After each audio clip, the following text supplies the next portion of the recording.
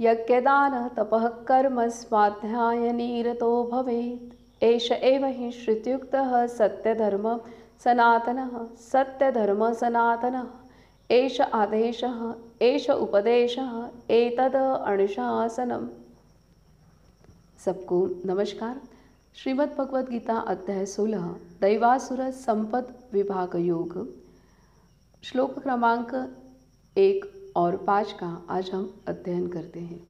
दैवी संपद विमोक्षाय विबंधाय सुरीमता माशु च संपदम दैवीम अभिजातोसि पांडव। अर्थात दैवी संपत्ति कर्म बंधन मुक्त कराती है और आसुरी संपत्ति कर्म बंधन के लिए कारण होती है। इसलिए हे अर्जुन, तुम शोक मत करो, क्योंकि तुम जन्म से ही दैवी संपत्ति से संपन्न हो। संत ज्ञानेश्वर कहते हैं, इया तोन्ही माझी पहिली दैवी जे मणितली ते मोक्ष सूर्ये पाहली उखाची जाण एरी जे दुसरी संपत्ति का आसुरी ते मोहलोहाची खरी सांखड़ी जीवा। संत ज्ञानेश्वर कहते हैं, पहली संपत्ति को दैवी संपत्ति कहते हैं जो मोक्ष के लिए कारण होती है। दूसरी संपत्ति है आसुरी संपत्ति जो जीव को कर्म बंधन में बद्ध कराती है। मोह रूपी जंजीर में जीव आसुरी संपत्ति के कारण कैद हो जाता है। अभयम सत्व संशुद्धि ज्ञान योग व्यवस्थिति दानम दमश्च यज्ञश्च स्वाध्याय स्तप आर्जवम। अर्थात निर्भयता, शुद्ध सत्वात्मक बुद्धि, ज्ञान व योग तत्परता, दान, इंद्रिय दमन, यज्ञ, वेद अध्ययन अर्थात स्वाध्याय, तप और शौचन्य यह दैवी संपत्ति है। संत ज्ञानेश्वर कहते हैं, आनी मी करता ऐसा भावो ने दीजे तेहाचे नी द्वारे जाओ ना वेदात्नेसी तरी ठाओ होईजे स्वय अर्जुना एवं यज्ञु सर्वत्र जान साग्यु कैवल्य मार्गींचा अभिज्ञु सांगाती हा। अर्थात यज्ञ का कर्ता मैं हूँ, इस देह बुद्धि भाव रहित वेदों की आज्ञा के अनुसार यथाविधि यज्ञ का आचरण करना चाहिए। केवल स्वधर्माचरण हेतु यज्ञ का आचरण फलाशा रहित करना चाहिए। यज्ञाचरण कैवल्य मार्ग अर्थात मोक्ष मार्ग का एक उत्तम साथी है। आज प्रत्येक इंसान संपत्ति के पीछे अपने जीवन की भागदौड़ कर रहा है। जीवन जीने के लिए परिवार के प्रत्येक सदस्य का कर्तव्य निभाने के लिए संपत्ति इकट्ठा करना आवश्यक है। जरूर मेहनत करके अपनी आवश्यकता के अनुसार धन इकट्ठा करना आवश्यक है, लेकिन आज इंसान अपनी ज़रूरत से ज़्यादा धन कमाने के पीछे लगा है।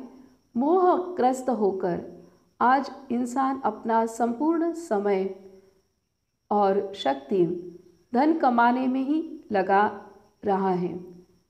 ऐसे समय में इस दैवासुर संपद विभाग योग अध्याय में भगवान श्री कृष्ण और संत ज्ञानेश्वर ने हमें संपत्ति विषयक जो मार्गदर्शन किया है वह बहुत अनमोल है। 26 प्रकार की दैवी संपत्ति और 6 प्रकार के आसुरी संपत्ति का वर्णन इस अध्याय में किया है। दैवी संपत्ति हमें कर्म बंधन मुक्त कराती है, तो आसुरी संपत्ति हमें कर्म बंधन में कैद करती है।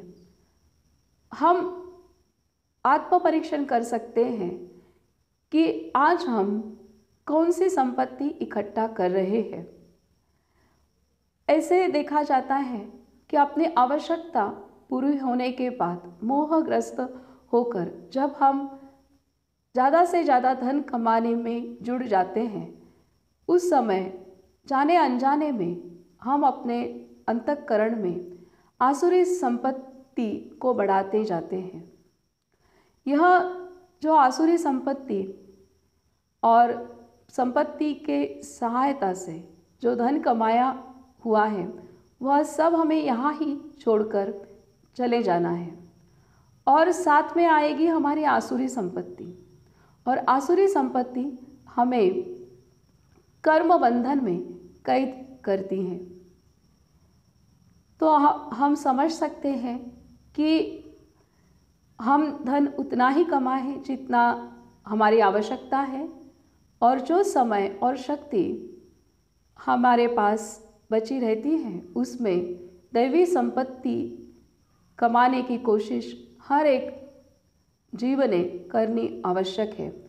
क्योंकि दैवी संपत्ति हम कमाएंगे तो यह दैवी संपत्ति हमें इस जीवन का आधार भी है, इस जीवन में भी हमें सुख शांति संतोष प्रदान करेगी, और यही दैवी संपत्ति इस जीवन के पश्चात भी हमारा साथ निभाएगी।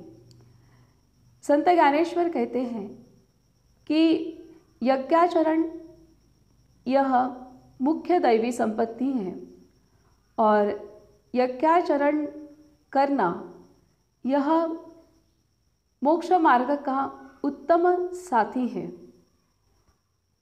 और भगवान श्री कृष्ण ने भी इस अध्याय में पहले ही श्लोक में यज्ञ आचरण करना यह दैवी संपत्ति है ऐसा स्पष्ट किया है। तो क्यों ना हम यज्ञ आचरण करके हमारी दैवी संपत्ति को बढ़ाएं, और इस जीवन में भी हम सुख शांति संतोष का अनुभव करें, अपना स्वधर्माचरण परिपूर्ण निभाएं, और यही दैवी संपत्ति हमें कर्म बंधन से मुक्त कराने में मददगार होगी। धन्यवाद।